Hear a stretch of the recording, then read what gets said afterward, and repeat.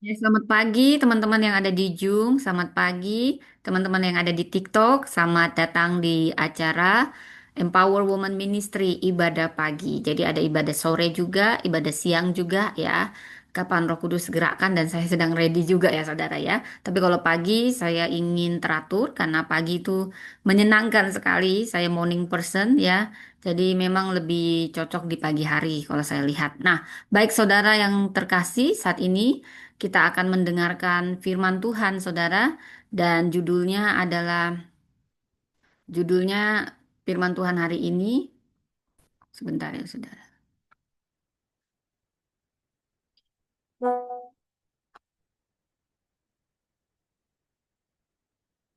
Ya, firman Tuhan hari ini Miriam, the first prophetess. Ya, Miriam, the first prophetess. Siapakah dia? Kita akan baca nanti dari Keluaran. Sebelum saya sapa juga selamat pagi Indonesia, selamat pagi pulau-pulau, selamat pagi teman-teman yang ada di YouTube, teman-teman yang ada di Zoom, dan teman-teman yang setia di TikTok. Ya saudara, semua media sosial dan kuasa Tuhan tidak pernah dibatasi oleh apapun ya saudara. Baik saudara, mohon maaf. Ini ya, selamat pagi. Baik, mari kita berdoa sebelum kita dengarkan firman Tuhan yang saya percaya luar biasa akan banyak menutrisi kita semakin dewasa rohani.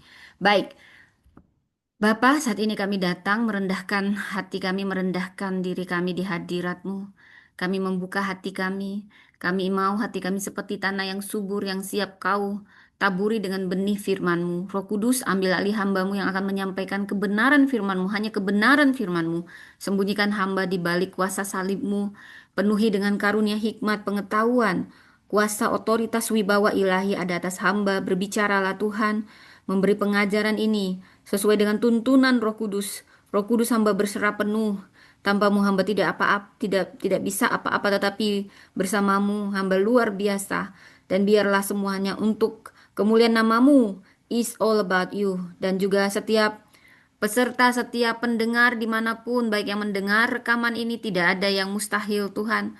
Bahkan yang sakit disembuhkan, yang berbeban berat mendapat kelegaan. Segala keakuhan, benteng-benteng keakuhan manusia, kuasa-kuasa yang coba menghalangi pemberitaan firman Allah, dihancurkan oleh kuasa darah Yesus. Berfirmanlah Tuhan, kami siap mendengar.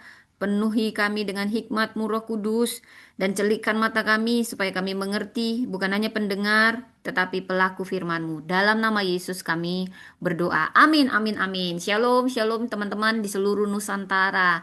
Selamat pagi, selamat datang tepatnya tanggal 24 September. Saudara, saya mengingatkan waktu juga karena saya juga punya deadline 29 September, Saudara, supaya saya ingat ya, Saudara, dengan deadline saya.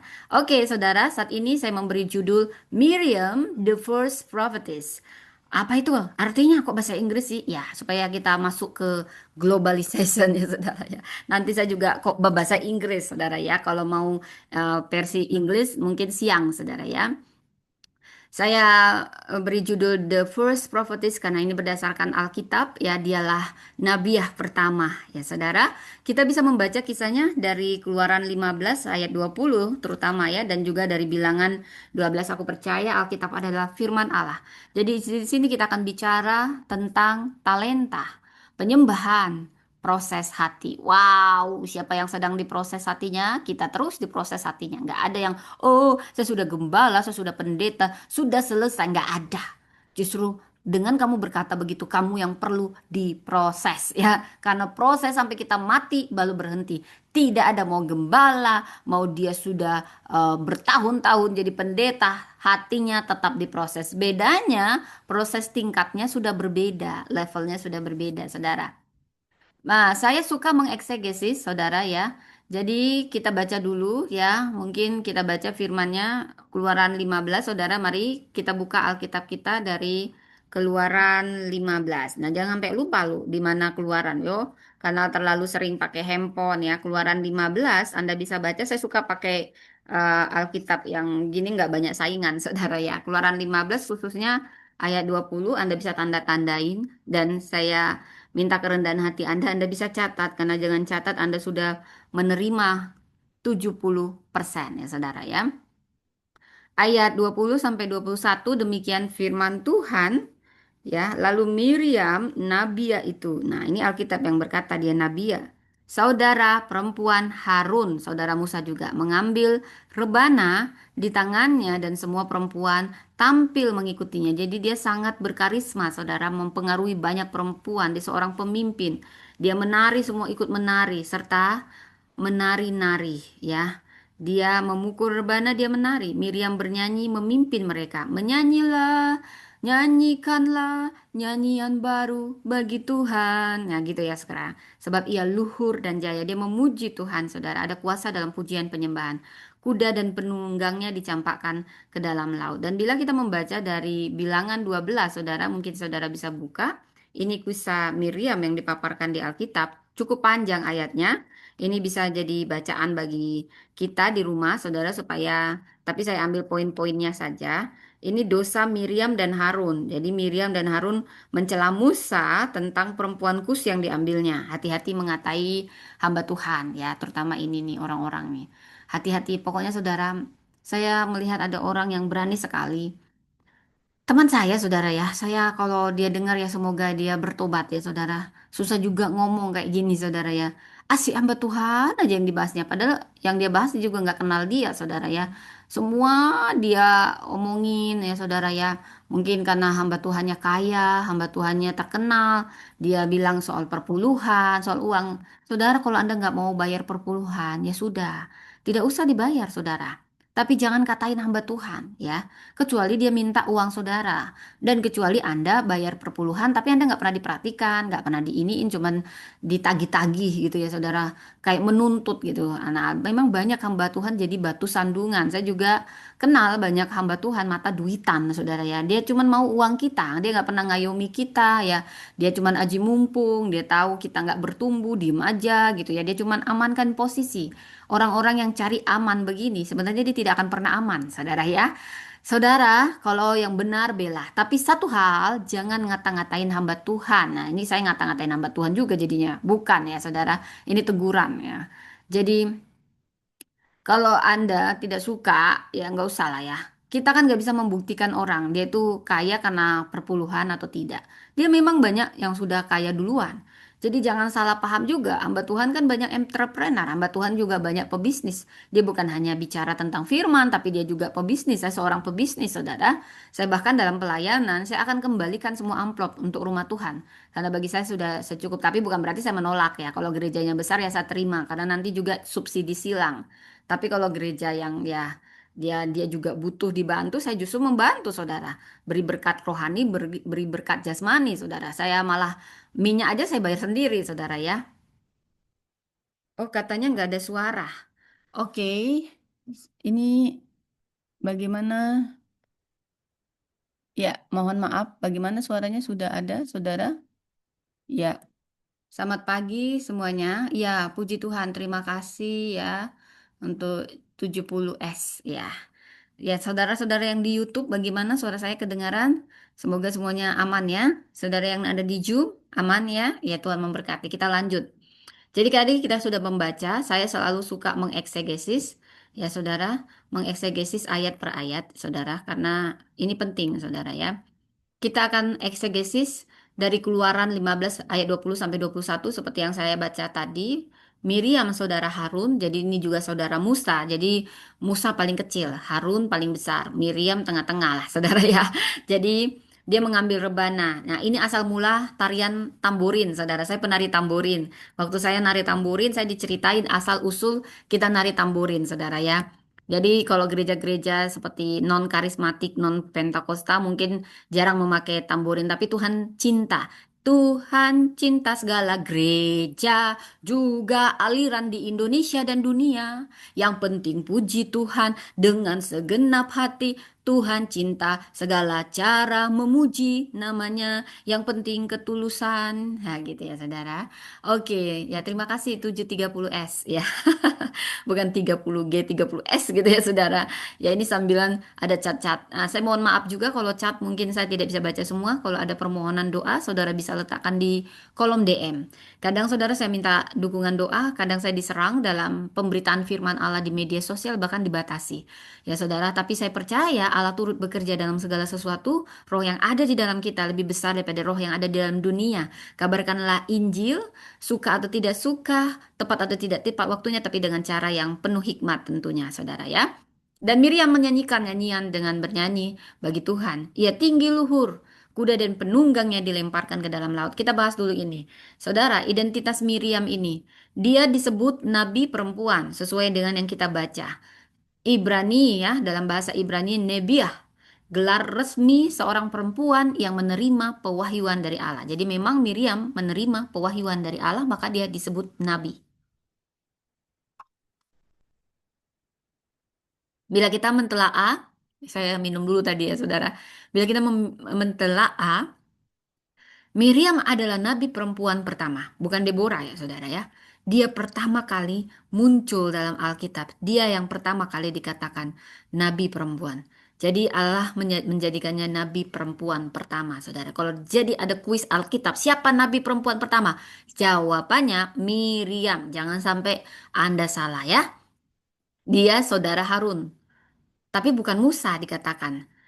Karena saat itu Miriam lebih dikenal sebagai kakak Harun ketika Musa masih bayi. Oh, mohon maaf. Jadi setelah saya teliti, saudara, bukan Harun yang nomor satu, saudara, tapi Miriam ya, saudara ya. Saya yang nulis, saya yang lupa, saudara ya. Maaf. Jadi Harun yang, eh, jadi Musa ini kayak kebablasan mungkin kali ya, agak jaraknya lebih lebih jauh dari Harun dan Miriam jaraknya. Jadi lebih jauh ya, saudara ya. Jadi ada kemungkinan saat itu Miriam lebih dikenal sebagai kakak Harun karena si Musa juga pernah tinggal di istana setelah dia disembunyikan dan dipelihara oleh putri Firaun. Jadi waktu masih bayi Musa, mereka sudah udah lumayan besar, sudah remaja. Makanya Miriam ini pengasuh dari Musa, pengasuh dari Harun ya, dia kakak yang paling besar. Ini menegaskan identitasnya di dalam konteks kepemimpinan rohani. Jadi memang baik Harun, baik Musa itu menghormati kakaknya ini, ya saudara. Nah, saudara, apa yang dipegang oleh Miriam Rebana. Nah, saya dulu penari tamborin. Inilah asal usul. Ada teng teng teng teng teng, enak banget gitu ya. Rebana ya bisa dibawa lah kemana gereja. Itu kan Alkitabiah ya, saudara. Ini alat musik dan ibadah. Jadi inilah asal usul tarian tamborin itu, saudara. Rebana ya, Ibraninya tov. Ini alat perkusi, alat musik perkusi sering dipakai dalam perayaan ibadah dan prosesi kemenangan. Kita bisa lihat lebih dalam. Jadi bukan hanya di sini, saudara, dipaparkan juga di 1 Samuel 18 ayat 6. Dan di Mazmur 68 ayat 26. Jadi perempuan ini punya peran penting memainkan dalam liturgi kemenangan. Sorak-sorak gitu ya, perempuan di sini Tuhan senang ketika kita ya terutama perempuan kan pinter ya. Kan nggak apa-apa juga sih laki-laki Daud juga. Bukan menari, bukan menari seperti Daud menari. Padahal Daud itu menari sambil hampir telanjang loh saudara. Karena itu jangan juga kita cepat kali judge orang. Sukacitanya beda, tapi banyak juga sih jadi batu sandungan ya saudara ya. Yang jelas itu pasti mendatangkan damai sejahtera. Yang nggak damai mungkin hatinya yang lagi nggak damai gitu ya saudara ya. Kalau sama-sama kita semua nggak damai, mungkin there's something wrong dengan orang yang nari itu gitu ya saudara ya. Jadi menari, menyanyi, Tuhan senang. Dan Miriam memimpin umat dalam merespon karya Allah. Tuhan bertahta di atas pujian penyembahan. Ya saudara, menyanyilah buat Tuhan ketika kau bersuka cita. Ketika kau juga sedih, menyanyi. Ada kuasa dalam pujian penyembahan. Bila kita membahas dari dimensi historis kultural dalam budaya Timur dekat kuno, ini nyanyian kemenangan biasanya dipimpin perempuan setelah peperangan. Jadi biasanya orang dulu setelah perang ada kalau misalnya menang, ye menang, ada tarian-tariannya saudara ya. Ini mengagungkan penyelamatan yang Tuhan lakukan. Jadi tarian bersama rebana ini ekspresi sukacita komunal. Miriam bukan sekedar penyanyi, saudara. Dia pemimpin ibadah kolektif bagi seluruh perempuan Israel.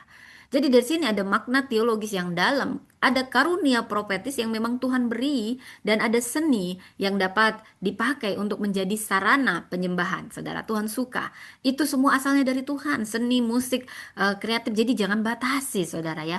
Tuhan memakai perempuan untuk memimpin ibadah umat. Inilah asal usulnya perempuan memang harus boleh jadi pemimpin, saudara ya. Terutama dalam pujian memimpin ibadah umat, karena Miriam sudah jadi contoh ya pada zaman Musa, saudara. Dan ini menegaskan bahwa penyembahan adalah respon seluruh komunitas, bukan hanya pria.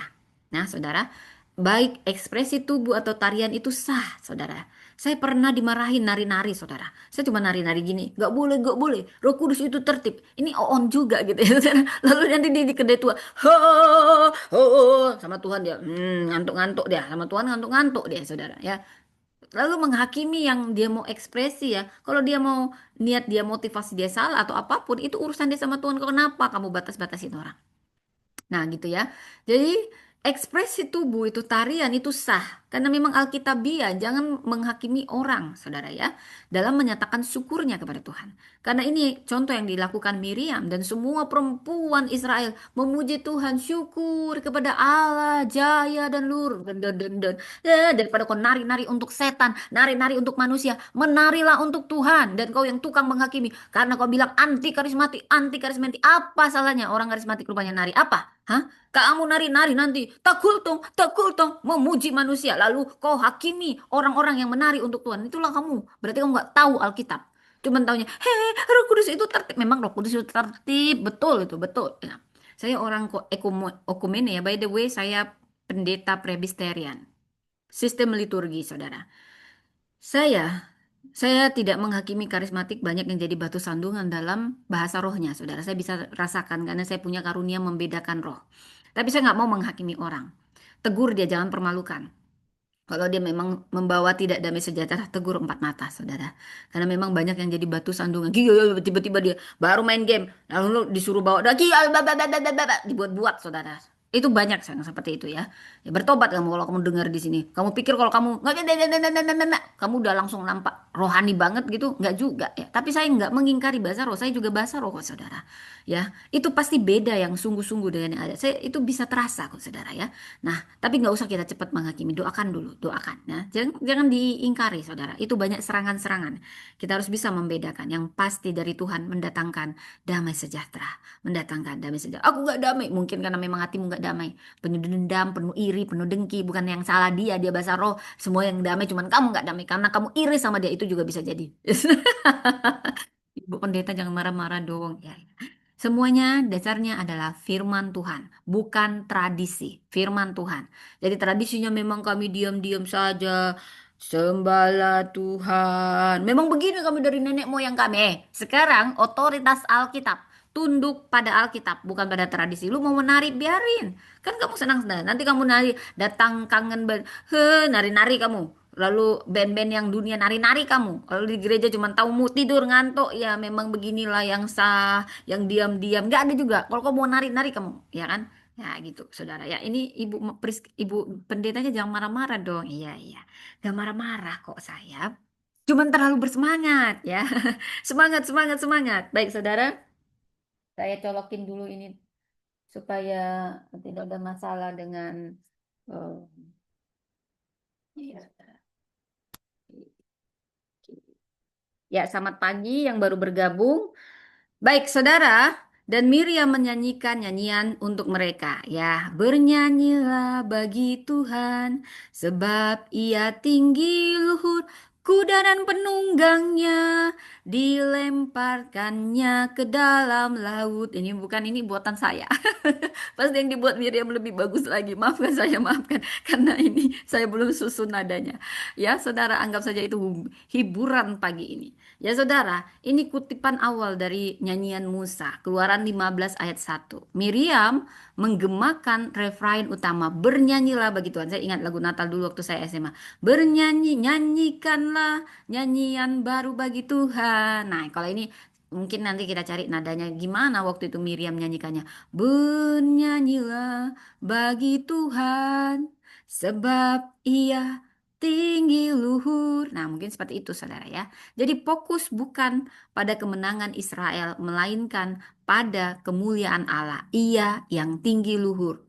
Gaogaah, bentuk ganda yang menekankan keagungan absolut Allah. Wow! Saudara, ada di sini yang perlu kita pelajari. Jadi ini lebih pengajaran lebih dalam. Simbol kuda. Di sini kenapa sih dipakai Miriam kata-kata simbol kuda dan penunggang? Jadi saya mengeksegesis ayat ini lebih dalam. Kuda dan penunggangnya ini melambangkan kekuatan militer di Mesir. Jadi dilemparkan ke laut itu simbol kekalahan total kuasa duniawi. Jadi kekuatan militer apapun, kuasa dunia apapun kalah terhadap kuasa Allah. Jadi Allah yang akan berperang untuk kita. Saudara, dimensi di sini Miriam memakai paralelisme puitis khas Ibrani, penyebutan ganda yang menegaskan kebesaran Tuhan, mengajarkan jemaat mengulang inti pujian sehingga tercipta liturgi responsif. Ini yang memimpin menyanyi, umat menjawab. Jadi di sini ada penyembahan sejati, teosentris, berpusat pada Allah, bukan antroposentris. Lagu rohani sejati lahir dari pengalaman nyata akan keselamatan Tuhan. Pujian memimpin jemaat mengingat karya Allah dan memperkuat iman mereka. Saudara, ada inti makna teologis keseluruhan. Bila kita membaca dari Keluaran 15 ayat 20. Ini panggilan profetis perempuan. Miriam adalah nabi perempuan pertama menegaskan bahwa Allah memberi peran penting bagi perempuan dalam kepemimpinan rohani, khususnya dalam ibadah. Ini dasarnya, dasar Alkitabiahnya, saudara. Jadi jangan banyak lagi kamu, biarkan perempuan mau menyanyi, mau menari, ini kata Paulus. Ini pasti ini orang bodoh, nggak belajar dia tentang firman, saudara ya. Udah jelas-jelas yang memimpin pujian di sini Miriam, baik di Perjanjian Lama, baik yang di Perjanjian Baru juga ada. Priscilla, ada Lydia, dia masih aja on ada yang begini saudara di YouTube saudara, saya tegur saudara. Dia bilang, Tuhan dia nggak tahu mengeksegesis saudara ya. Ini orang teologi atau cuma nongol aja saudara gitu ya. Dia entah kemana aja. Udah banyak pendeta perempuan dia masih saja membatasi perempuan. Aneh kan? Perempuan hanya bisa ngajar sekolah minggu. Aduh, ini aduh mengerikan gitu dia. Aneh sekali. Jadi saudara, nyanyian dan tarian ini menunjukkan penyembahan sebagai respon komunitas, bukan hanya individu. Ibadah melibatkan ekspresi sukacita kolektif.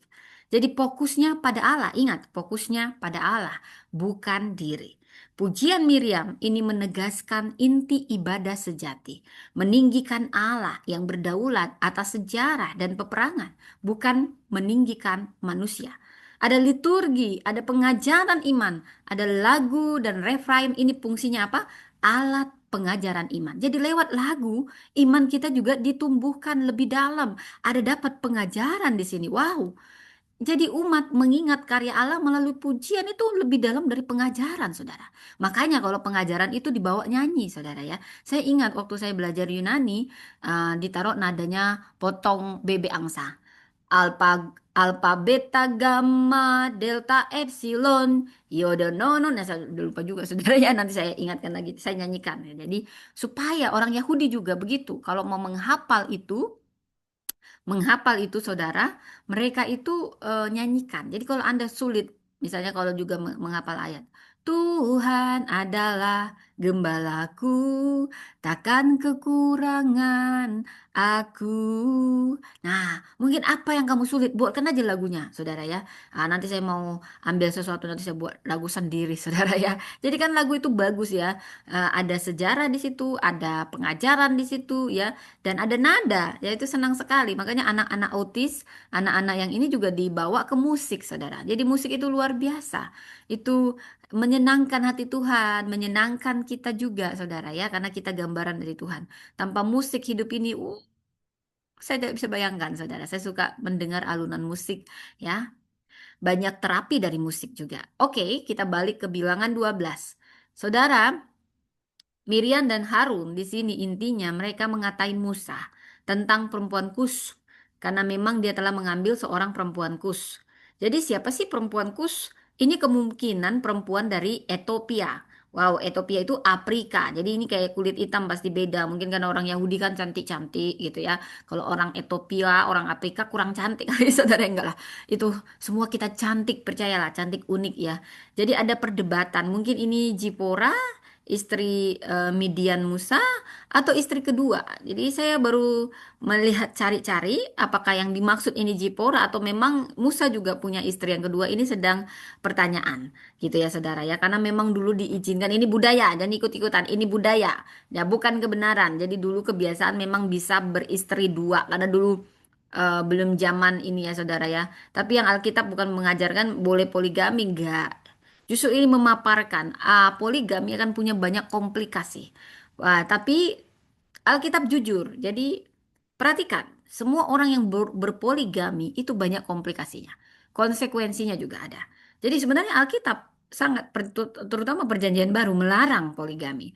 Dan walaupun ada perjanjian lama, ini jujur sekali Alkitab membeberkan semuanya. Tapi dia menceritakan tentang budaya, tapi bukan menceritakan ini yang benar ya. Karena Nabi begini ikutin ya. Enggak juga. Jangan ikutin kesalahannya, ikutin kebenarannya, saudara ya. Jadi bisa Miriam, Midian ya perempuan Midian Jipora kan istri Midian Musa. Ya mungkin ada istri kedua. Nah dan Miriam Harun terganggu dengan pilihan Musa karena mungkin warna kulit aja udah beda gitu ya.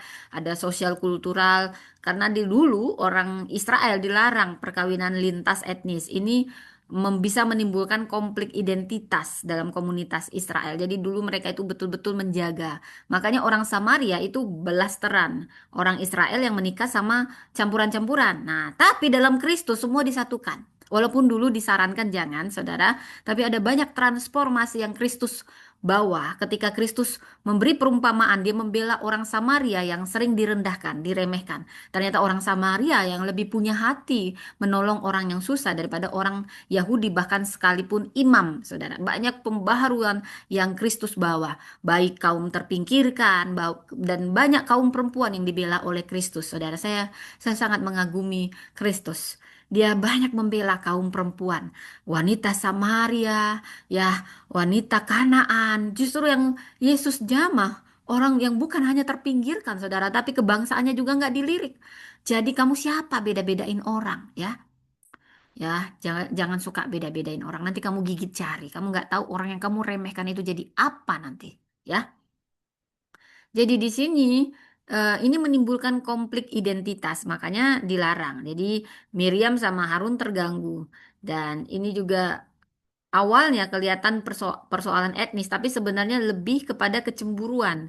Ada iri hati Miriam dan Harun terhadap Musa karena adiknya paling kecil otoritas Musa yang Tuhan beri, tapi dicari-cari kesalahan. Saudara, kadang orang ya, kalau udah diiriin, dicemburuin, orang yang sama-sama cemburu, sama-sama iri, mereka tuh akan bergabung, saudara. Ya, saya sudah tahu rasanya dicemburuin. Yang sama-sama iri sama saya, mereka akan menjadi sahabat kompak, saudara, karena membenci saya, gitu ya, saudara ya. Dan sebenarnya yang saya lakukan, kita kan nggak ada yang sempurna, saudara. Dicari-cari aja kesalahan kita. Kalau kita itu udah dicemburuin untuk sesuatu atau merupakan ancaman untuk sesuatu di ke depan. Biasanya orang yang sama-sama terancam mereka akan menjadi komplotan yang bagus, saudara. Mereka hanya cari-cari celah. Mereka hanya cari apa ya kesalahannya, apa ya kesalahannya. Oh iya, ini bilang ini ada kesalahan. Padahal dia juga punya kesalahan. Mungkin kesalahannya lebih besar, saudara. Tapi begitulah kalau orang sudah iri ya. Jadi seringkali konflik rohani juga terselubung dalam isu lahir ya. Ini sudah sering saya lihat, saudara. Dikeluarin, diungkit-ungkit kesalahannya kayak dia nggak pernah punya kesalahan. Ya ini diomongin, padahal sama dia nggak pernah diomongin. Ini mengerikan pemimpin yang seperti ini, saudara ya. Dan dikatakan di ayat 2, sungguhkah Tuhan hanya berfirman dengan perantaraan Musa saja? Bukankah dengan perantaraan kita juga? Dia seakan-akan memakai yang benar, saudara ya. Itu didengar Tuhan. Anda, pemimpin, Anda iri sama pemimpin yang lain. Anda cari kesalahan dia lah, dosa dia masa lalu lah, pada dosa Anda juga banyak. Tuhan tahu itu. Tuhan tahu motif-motif yang tulus menegur. Kalau tulus menegur nggak kayak gini, saudara ya. Miriam Harum membuat pertanyaan untuk mempengaruhi orang-orang. eksklusivitas kepemimpinan Musa. Saya sudah tahu rasanya ditusuk-tusuk dari belakang, dijelek-jelekin, dicari-cari kesalahan saya. Saya sudah tahu rasanya, saudara. Dicari jejak rekaman media sosial yang mungkin ya dia bisa pakai itu, dia kelabui, dia pakai power abuse, ya seperti itu ya, saudara. Peter sudah ditulis. Nih, ini tulis. Kaos dan celana kaos. Ya, oke. Saya sambil ngomong anak, nah, saudara ya.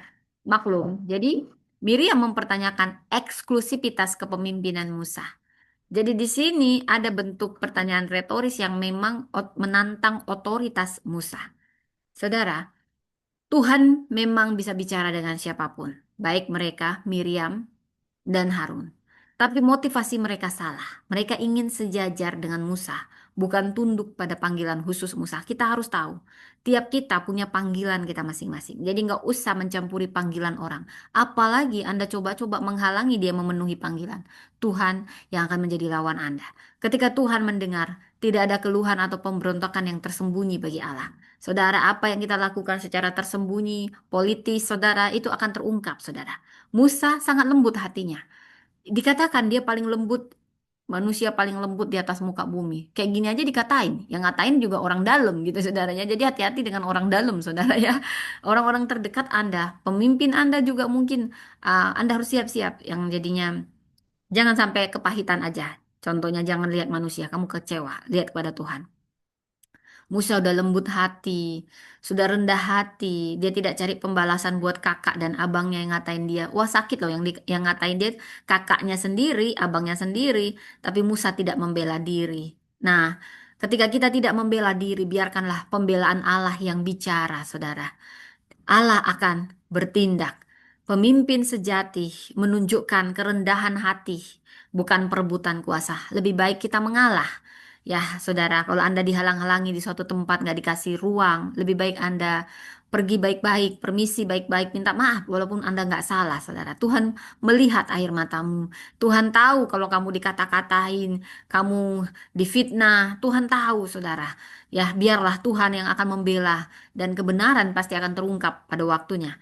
Tiba-tiba Tuhan berfirman kepada Musa, Harun, keluar kamu bertiga ke kemah. Tuhan turun dalam tiang awan, saudara. Tiang awan dulu adalah tanda kehadiran Tuhan yang kudus. Wow, luar biasa ya. Tuhan langsung bicara lewat tiang awan, ya.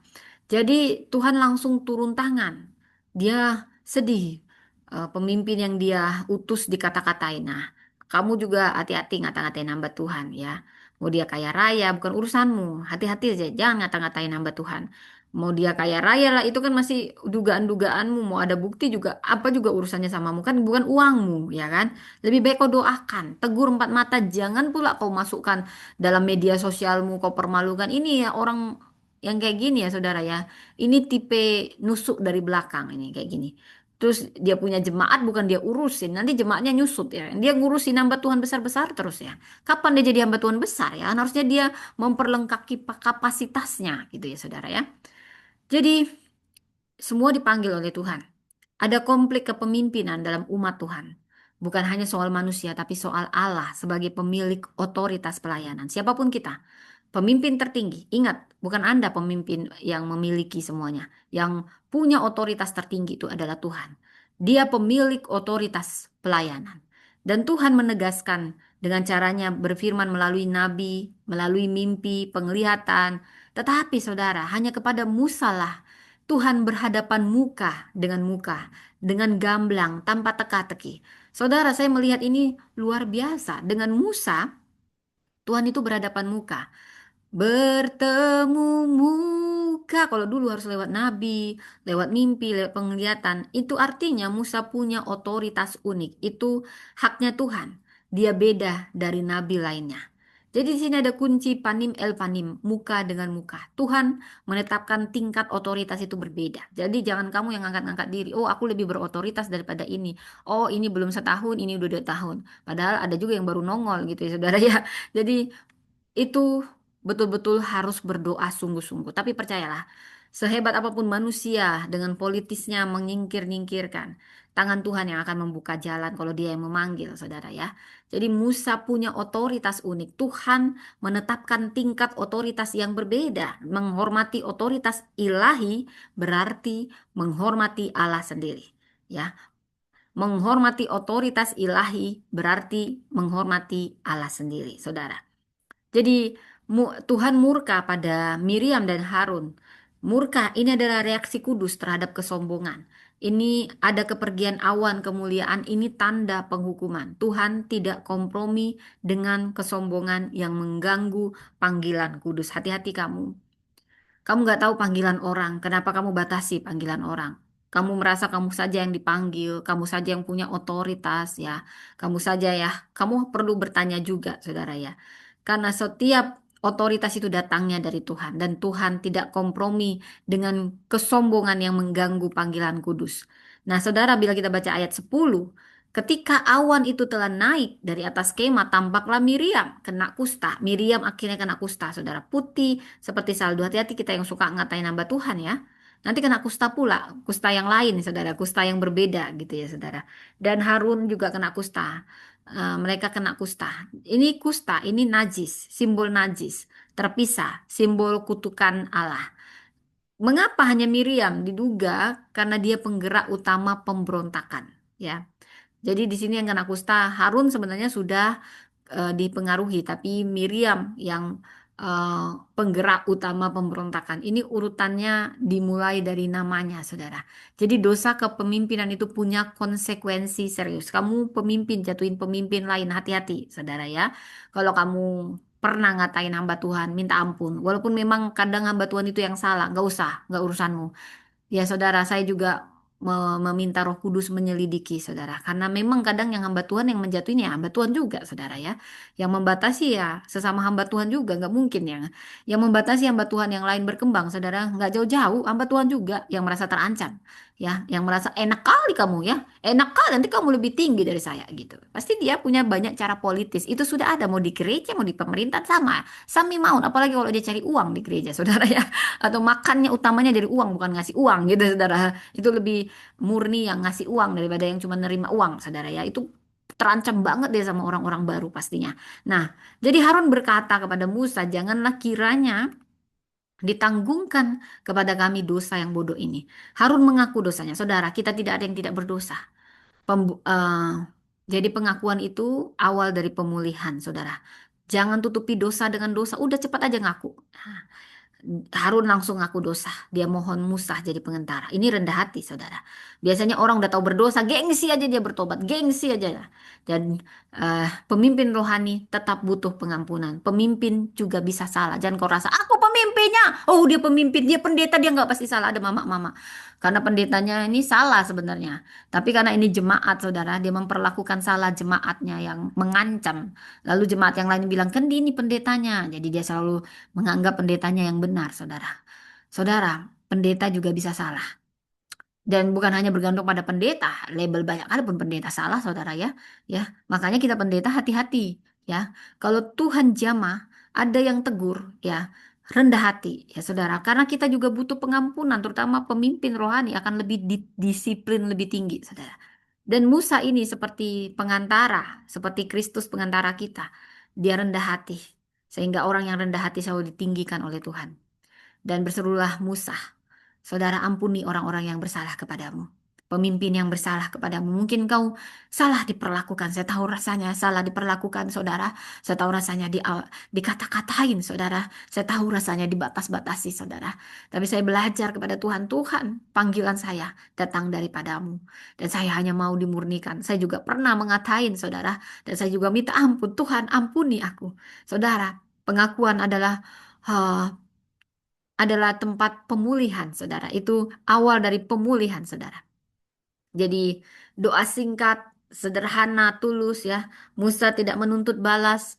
Jadi pemimpin sejati tidak memelihara sakit hati, tapi berdoa bagi yang menyakitinya. Dan Tuhan menjawab, Miriam memang harus dikucilkan 7 hari, didisiplin saudara.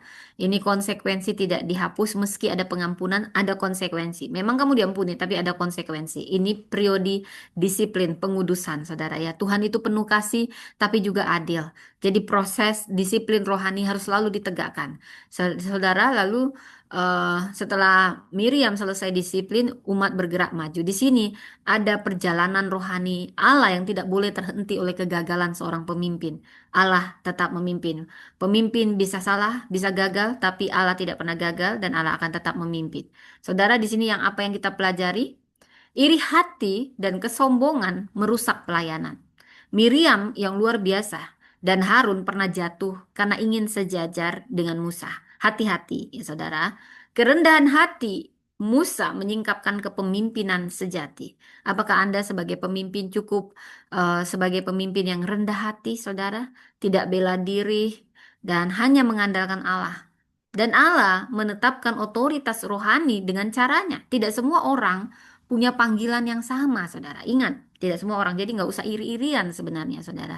Dan makanya jangan lihat orang, lihat pada Tuhan. Dan bagaimana kita memenuhi apa yang menjadi destiny Tuhan. Dosa kepemimpinan punya konsekuensi serius. Saya ulang, dosa kepemimpinan punya konsekuensi serius. Seperti Miriam dihukum kusta dan diasingkan. Saudara, Anda pemimpin, Anda akan didisiplin lebih tinggi dari orang-orang biasa. Anda pendeta, Anda akan didisiplin Tuhan lebih tinggi ketika Anda salah. Anda pendeta, jatuh-jatuhin pendeta, hati-hati Anda.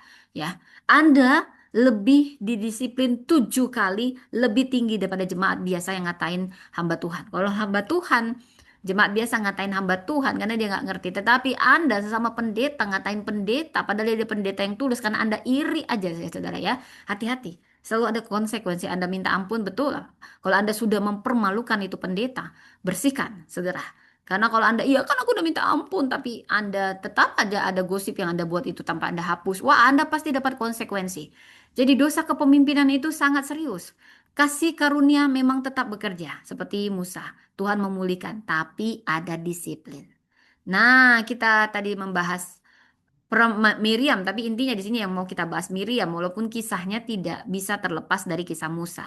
The first prophetess, perempuan yang menyanyi, memimpin, dan belajar rendah hati. Wow, saya sangat diberkati dengan kisah Miriam ini, saudara ya. Jadi dari sini kita belajar, saudara, bagaimana Miriam sosok perempuan penting dalam Alkitab. Dia perempuan yang memimpin perempuan Israel menari dan menyanyi setelah kemenangan. Tuhan memberi kemenangan, membelah laut Teberau. Mereka bernyanyi dan Tuhan membawa umat masuk lebih dalam, masuk ke umat penyembahan. Ini menunjukkan sisi Miriam di kejatuhannya itu lebih di bilangan 12. Dia jatuh dalam kesombongan. Dia menentang Musa bersama Harun dan dihukum Tuhan dengan kusta. Namun, melalui proses ini dia belajar kerendahan hati. Siapa sih kita yang semuanya mulus, saudara ya? Tapi kalau kita diproses, kita harus rendah hati. Supaya kita di lebih rendah hati. Jadi proses nggak pernah berhenti, saudara ya. Dari Miriam kita melihat gambaran lengkap perempuan. Miriam gambaran perempuan dengan karunia. Dia punya karunia di sini. Dia punya panggilan, tapi dia juga punya kelemahan. Setiap kita punya kelemahan. Musa juga punya kelemahan, saudara. Tetapi Tuhan memakainya dalam rencana besarnya. Miriam dipakai Tuhan dalam rencana besar. Saya mau bagikan 3. Pertama, talenta. Talenta adalah karunia, bukan milik pribadi. Miriam diberi karunia sebagai nabi perempuan. Dia memimpin penyembahan. Karunia adalah pemberian Tuhan. Ini bukan hasil usaha semata. Memang karunia harus dikembangkan. Jika tidak dijaga dengan kerendahan hati, saudara hati-hati. Karunia bisa jadi batu sandungan. Karunia dengan karakter. Karunia harus dibarengi dengan karakter yang benar. Karunia adalah anugerah, bukan trofi. Itu untuk membangun, bukan meninggikan diri. Saudara, saya ulang. Karunia adalah anugerah, bukan trofi. Itu untuk membangun, bukan meninggikan diri. Seperti saya kasih ilustrasi obor, saudara. Apinya bisa menerangi orang banyak, tapi juga bisa membakar bila dipegang dengan sombong. Ya, obor dipakai, nggak dipakai dengan tepat dengan kesombongan, membakar nanti semua terbakar, kecamplak sana sini gitu ya, saudara ya.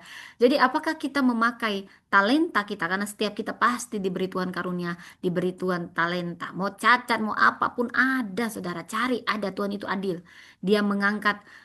Apakah talenta kita ini kita gunakan untuk mengangkat nama Tuhan atau sekedar cari tepuk tangan, saudara? Kalau cuma cari tepuk tangan, taruh aja terus tepuk tangan di, karena ada bunyi-bunyi tepuk tangan, ye gitu ya, saudara ya. Kalau ada apa lucu-lucu, padahal nggak lucu, ye gitu ada dipasangnya gitu, saudara. Saya ketawanya gara-gara bunyi ketawanya itu gitu. Padahal sebenarnya dia nggak lucu, tapi dia punya ide. Supaya dia dihargai gitu ya, karena dia hanya mau cari tepuk tangan gitu saudara ya. Kalau anda mau cari tepuk tangan taruh aja gitu, anda ngomong sedikit ada yang tepuk tangan, anda nyalain biar anda semangat gitu ya saudara. Kalau ada yang lihat ini ya saudara, lucu banget gitu ya saudara ya. Nah saudara, yang kedua tadi, yang pertama apa saudara? Talenta karunia itu bukan milik kita, itu dari Tuhan, kembalikan untuk Tuhan. Penyembahan sejati harus yang memuliakan Tuhan, bukan menyombongkan diri. Dalam Keluaran 15 ayat 21, Miriam memimpin nyanyian kemenangan. Bernyanyilah bagi Tuhan, sebab ia tinggi luhur. Fokusnya bukan dirinya, melainkan Tuhan. Ingat, penyembahan itu fokusnya untuk Tuhan. Penyembahan sejati ini mengalihkan sorotan dari kita ke Allah. Kalau jadi kita aja yang mau disorot, there's something wrong ya. Jadi penyembahan sejati bukan tentang suara kita didengar, tapi tentang nama Tuhan ditinggikan. Saudara, seorang konduktor orkestra, dia tidak ingin penonton fokus pada dirinya, tapi pada harmoni musik yang tercipta, saudara ya. Boleh, bukan berarti nggak jadi jaga penampil. Supaya orang fokus sama Tuhan, tidak sama aku. Maka aku pakai pakaian seadanya, kalau bisa pun berantakan, biar orang nggak suka lihat aku, malah dia hanya bisa merasakan Tuhan. Itu bohong banget itu. Orang malah stres lihat kamu, nggak jaga penampilan, nggak jaga semuanya yang fisik. Bukan, saudara ya. Bukan seperti itu, saudara ya. Jadi saat kita melayani, kita menyanyi, atau kita berkarya, adakah hati kita ini murni hanya untuk menyenangkan Tuhan? Menyenangkanmu, senangkanmu, hanya itu kerinduanku. Oh, menyenangkanmu, senangkan hatimu, hanya itu kerinduanku. Saudara, yang ketiga, proses hati. Dari kesombongan ke kerendahan hati, saudara. Proses akan membuat kita rendah hati. Yang diproses pasti beda tanpa proses. Bilangan 12 menunjukkan sisi rapuh Miriam. Kita semua juga punya kerapuhan. Kita semua pernah buat kesalahan. Seperti Miriam yang minta ampun, dia nggak malu, nggak usah gengsi di hadapan Tuhan. Mau dosa apapun ungkapkan, saudara. Kita kalau pernah salah, kita salah terhadap pendeta lain yang udah kita jatuhin, kita salah terhadap orang yang kita sudah jatuhin, saudara. Akui kesalahanmu, saudara. Perbaiki, jangan diam aja. Nggak cukup juga ngaku. Kalau kau pernah fitnah dia, kau minta maaf. Dan kepada siapa kau ingat ngata-ngatain dia, kau cabut perkataanmu itu. Supaya Tuhan melimpahkan lebih berkat. Ketika kita rendah hati, Tuhan itu dekat pada orang yang remuk hati. Tuhan, aku salah. Tuhan, aku sombong. Tuhan, ampuni aku. Tuhan senang anak-anaknya yang aku salah. Saya selalu terkesima dengan cerita Yehuda, saudara. Ketika dia tidak sadar, dia tidur dengan Tamar. Tapi ada yang saya puji, dia sebenarnya gambaran kita yang juga bisa teledor, bisa salah, sangat manusiawi, saudara. Tapi Tuhan punya hak, dia memberi kepada orang-orang yang hancur hati dan besar hati. Yehuda punya bisa banyak alasan dia yang jebak. Dia bisa punya alasan politis, dia bisa buat alasan yang sangat menyanjung dia sebagai bangsawan. Tapi dia tidak mau melanjutkan bohong dengan bohong, dosa dengan dosa. Dia ngaku, saudara. Dia ngaku dosanya. Walau Tamar menantunya menjebak dia, tapi dia berkata setelah hatinya dijamah dan dia membuka hatinya, betul. Mungkin aku secara politik aku benar, aku bisa penjarakan ini perempuan karena dia menjebak aku. Tapi aku juga salah karena aku pergi ke pelacuran, aku pikir dia pelacur. Saudara, Anda sama dosanya dengan pelacur ketika Anda sudah mendaftar jadi salah satu pencicip pelacur, nggak ada bedanya Anda. Jangan pikir Anda pejabat, bisalah icip-icip pelacur. Dia memang pekerjaannya itu. Ya sama aja kamu. Kamu kan udah punya istri. Ngapain kamu sama, kalau kamu duda, kalau si Yehuda masih mending, dia duda. Ya kan? Dia memang punya kebutuhan biologis. Tapi kesalahannya kenapa dia nggak nikahin orang, nikahin yang dia suka. Kenapa mau icip-icip aja gitu ya saudara ya. Nah disitulah kesalahan Yehuda. Tapi saya senang Yehuda, dia ngaku salah. Perempuan ini lebih benar dari aku. Walau aku bangsawan, walau aku dijebak, walau ini perempuan yang kita bilang Black Widow yang buat dua anakku mati, dia nggak, bukan dia. Buktinya dia langsung hamil sama aku gitu ya saudara. Itu Yehuda dibukakan. Yehuda ini gambaran kita. Siapa sih kita nggak pernah buat dosa, saudara? Ada di sini nggak pernah buat dosa? Hah? Jadi Anda kalau juga pendeta, dia merendahkan hatinya, ngaku dosanya, jangan juga Anda remehin. Dasar kamu pendeta. Emang pendeta apa? Pendeta kan juga manusia, saudara ya. Ini kok jadi saya marah-marah ya, saudara? Oke. Langsung nanti nggak selesai-selesai nih kok bahas saudara ya. Udah mau jam 6. Ya dari kesombongan ke kerendahan hati Tuhan lebih tertarik. Tuhan menegur keras. Tetapi juga dia memulihkan setiap hati yang hancur penyesalan. Tuhan pandang mulia saudara. Dia tidak, mampus kamu udah dibilangin enak aja loh, enak aja. Nggak kayak gitu Tuhan. Tuhan itu baik sekali. Walaupun ada disiplin nih, saudara. Tetap ada disiplin yang seperti yang saya katakan. Tapi Tuhan itu lebih tertarik membentuk hati kita daripada sekedar memakai talenta kita. Saya ulang, Tuhan lebih tertarik membentuk hati kita daripada sekedar memakai talenta kita. Tanah liat yang indah itu harus dibentuk, diremas, bahkan dibakar, saudara. Baru jadi bejana yang kuat. Kalau nggak digituin nggak kuat ya, saudara. Nggak enak, nggak indah. Yang makin diproses indah itu prosesnya lebih sulit, saudara. Jadi jangan iri sama orang yang Anda tidak tahu proses di balik itu. Kalaupun dia sombong lagi, saudara, nanti dia diproses lagi kok, saudara. Ya kalau dia nggak mau diprotes, dia yang rugi. Ya nggak diproses gitu, bukan diprotes ya. Jadi saat ditegur, apakah kita marah atau kita mau dibentuk? Memang gak enak ditegur saudara, apalagi depan umum gitu ya saudara ya. Tapi proses sakit hati bisa jadi jalan menuju hati yang lebih lembut dan rendah hati. Jadi Miriam ini teladan perempuan yang dipanggil Tuhan. Dia bernyanyi dengan talenta yang menginspirasi penyembahan. Dia memimpin dengan keberanian di tengah umat. Dia belajar kerendahan hati melalui teguran dan proses. Jadi karunia tanpa kerendahan hati bisa jatuh. Penyembahan sejati selalu meninggikan Tuhan, bukan menonjolkan diri. Hati yang mau dibentuk itu akan menjadi wadah kemuliaan Tuhan. Saudara, talenta memang bisa membuka jalan, penyembahan bisa meninggikan Tuhan, tapi percayalah, hanya kerendahan hati yang menjaga kita tetap dipakainya. Kerendahan hati ini bicara karakter, saudara. Bisa punya karunia besar. Karakter Anda harus mengimbanginya. Saudara, ada banyak orang yang gak siap diberkati. Sama seperti cerita Hagar. Dia langsung hamil, langsung anggap remeh orang kaya. Orang kaya.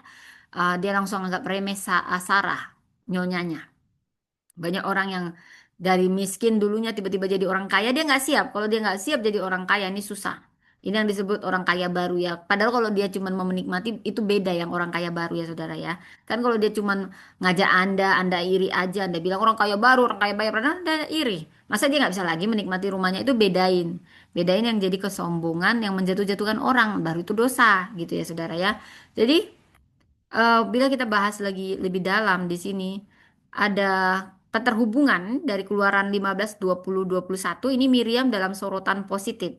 Jadi dia memaparkan dua sisi, saudara. Dia bernyanyi, dia memimpin, dia memakai talenta untuk penyembahan. Namun kalau kita membaca dari bilangan 12, di sini Miriam dalam sorotan negatif. Karena ada kesombongan hati, ada iri hati terhadap otoritas, lalu harus belajar kerendahan hati melalui proses keras dari Tuhan.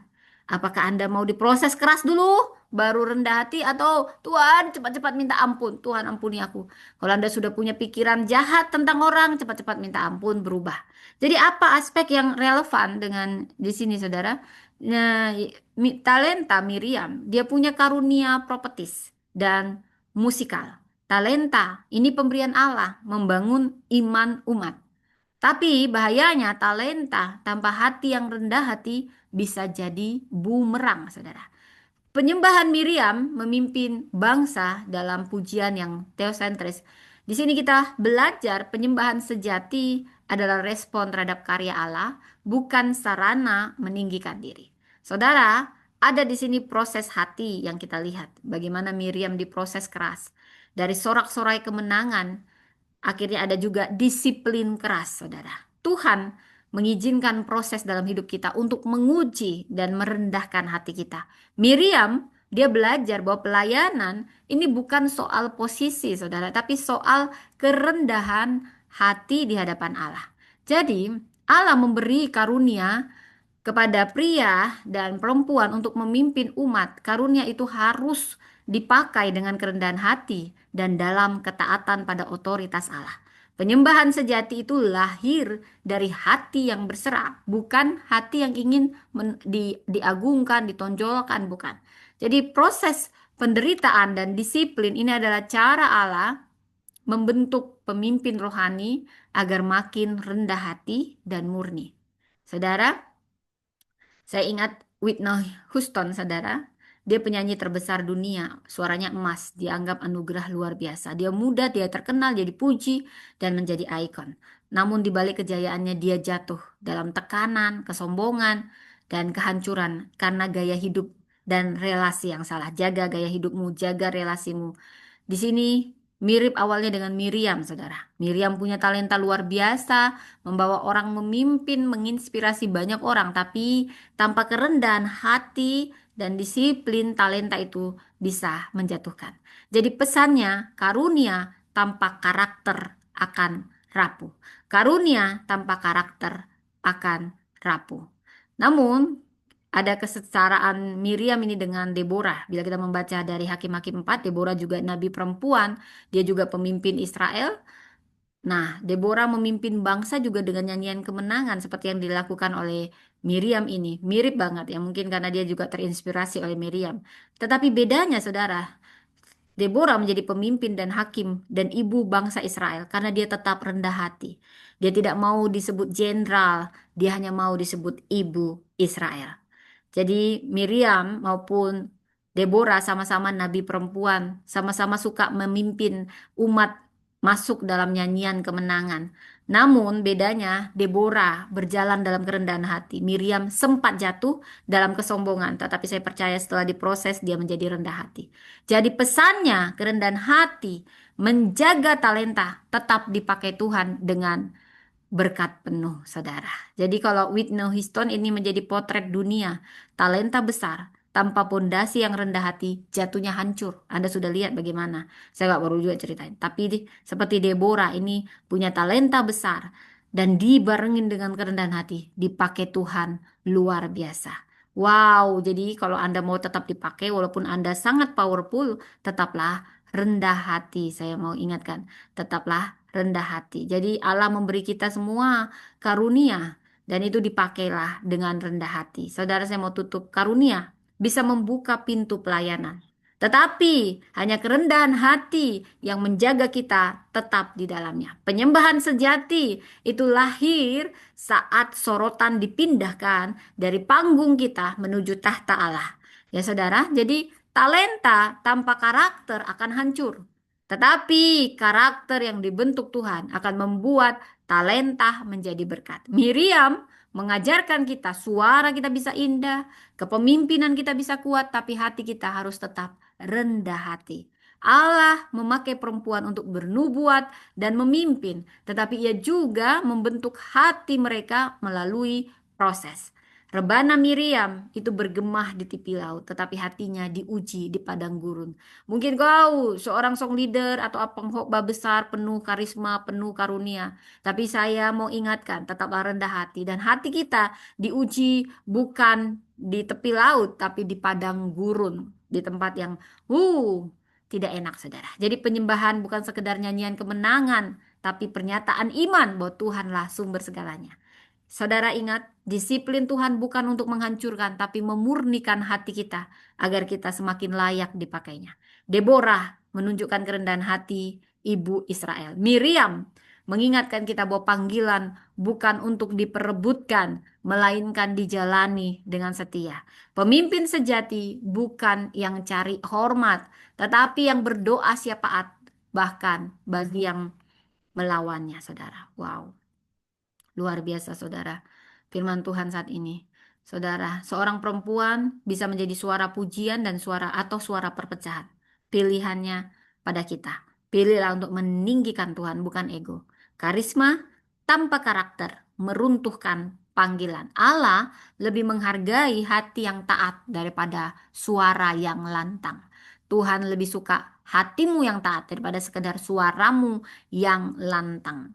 Seperti yang dikatakannya, sesungguhnya mendengarkan lebih baik daripada korban sembelihan, memperhatikan lebih baik daripada lemak domba jantan-jantan.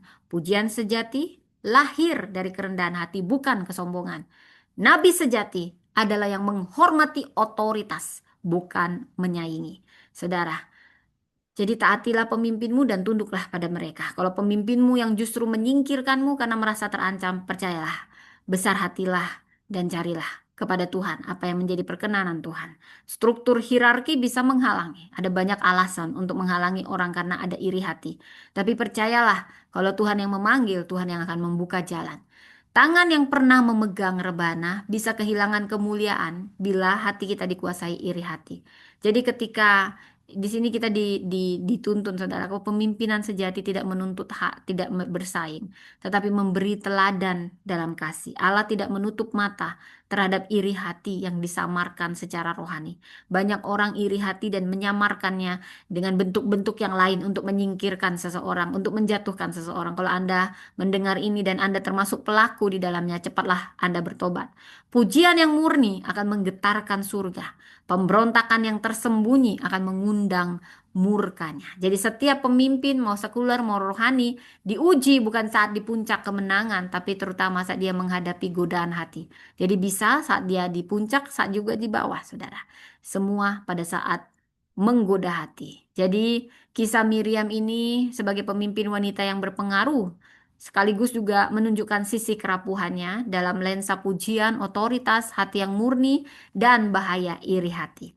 Semoga ini mengingatkan kita pentingnya menjaga kerendahan hati, karunia dibarengi karakter. Mari kita berdoa. Terima kasih Tuhan untuk firman-Mu. Kami belajar banyak.